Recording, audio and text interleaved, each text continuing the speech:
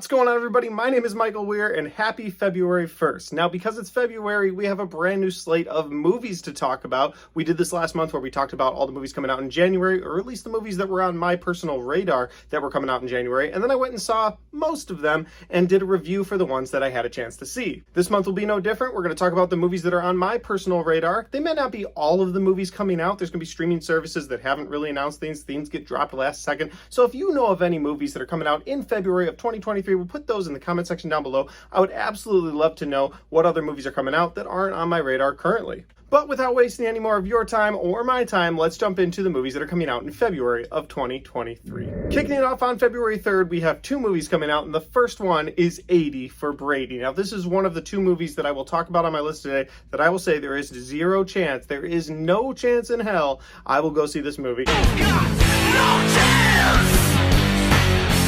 No chance in hell! You've got 80 for Brady is about four old women who go see Tom Brady play a football game. I'm not a football fan. I don't care about old women comedies. Like I don't know who they made this movie for, but maybe there's an audience for it. Maybe it'll get some football fans. I doubt it, but maybe it'll get some football fans. So 80 for Brady comes out on February 3rd. If you're looking forward to that, let me know why. Next up on February 3rd, guys, we have a movie that's actually on my most anticipated movies of the year list. Okay, it's happening. Everybody stay calm. What's the procedure, everyone? What's the procedure? Stay calm. And it is Knock at the Cabin. This movie is directed by M. Night Shyamalan. I am so excited to see what he does with this, what the Shyamalan twist is. It's got Dave Bautista and Rupert Grint. They are part of a cult that goes to a cabin, and this cabin, well, it's a cult-like people. I don't know what else to explain them as, so I'm going to say cult for now. I don't have any inside information, and I never read the book, for the record. But they go to this cabin, and there's a couple there with their daughter vacationing, and they say, you guys have to die or the world has to die, but it has to be your choice. And it's a really strange concept,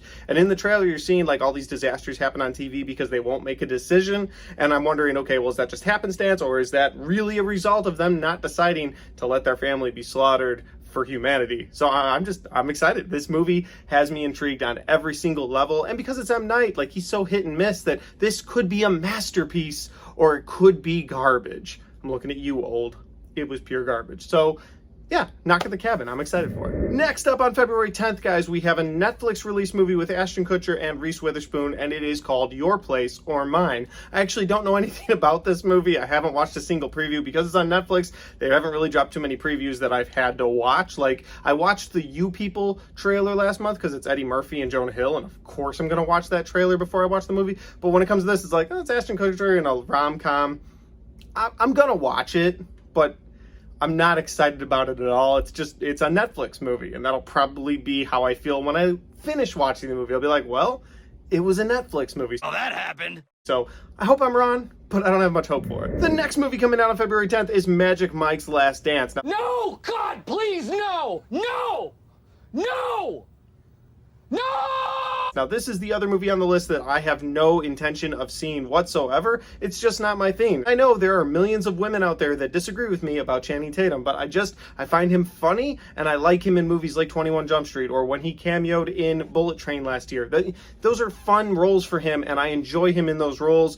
I have no desire to see this personally, but if you're looking forward to it, that's great. It comes out on February 10th. Coming out on February 15th is Winnie the Pooh, Blood and Honey. Now, Winnie the Pooh, Blood and Honey is a limited release, which means it's only playing in theaters for one day as of right now. However, horror movies lately, like Skinamarink and Terrifier 2, if they do well on opening day, they get extended run times and they make millions of dollars. And I expect this movie to do the same. Whether or not it's good or bad doesn't really matter. The horror community is showing up for these movies. Look, I saw Terrifier 2. I added to that movie's budget. I saw Skinamarink. I added to that movie's budget. Well, I saw most of Skinamarink. I know that there's a lot of people that'll be upset that I walked out, but whatever. So Winnie the Pooh, Blood and Honey, I'm actually really looking forward to this. I want it to be a gore fest. I want to see Winnie the Pooh and Piglet killing some people, and that's what the trailer said they're going to do. So you better be damn sure that I will be in that theater on February 15th watching Winnie the Pooh kill some people. I see one goddamn fucked up horror picture. I'm looking forward to it. Next up, guys, on February 17th, we get our first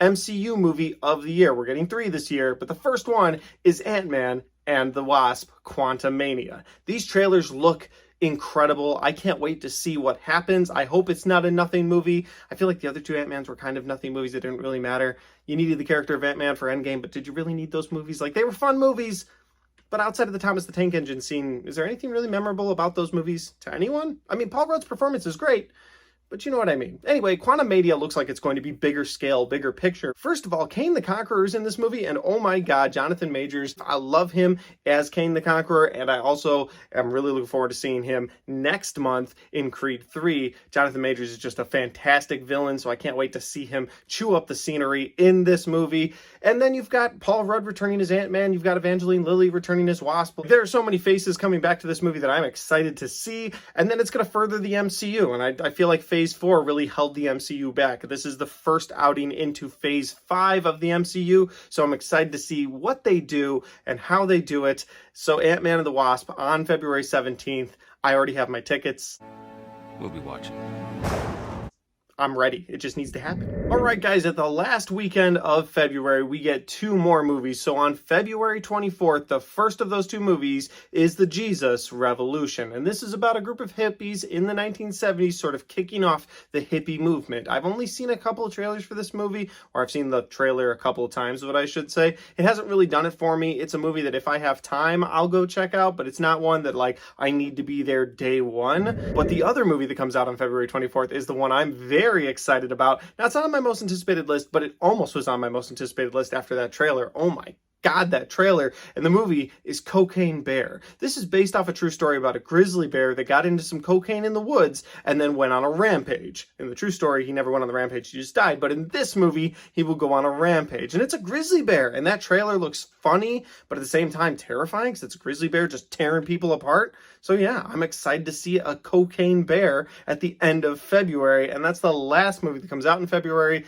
And that's the slate of movies that I'm excited about in February of 2023. Guys, if you liked this video, don't forget to give me a like and a share. And if you are excited about any of these movies, well, let me know in the comment section down below which ones you plan on seeing on opening night, or if you're going to wait for some of them until they hit streaming. Let me know your thoughts and your opinions about these movies. Finally, guys, if you haven't subscribed to my channel yet, make sure you do that because I have a lot of content coming your way. And thanks for watching, and I'll see y'all next time.